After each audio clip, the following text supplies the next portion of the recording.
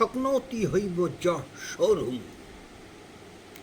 প্রাক শরীর বিমোক্ষণাৎ কাম ক্রোধৎ ভবং বেগং সযুক্ত সুখী নরঃ।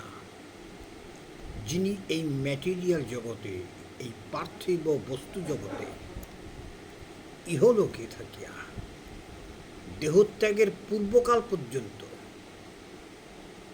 কাম এবং ক্রোধ আদির বেগকে সহ্য করেন, বিভিন্ন ক্রিয়া পদ্ধতির দ্বারা ব্রত উদযাপন, কৃচ্ছ সাধন, উপবাসের দ্বারা সক্ষম হন, তিনি যোগী, তিনি সুখী।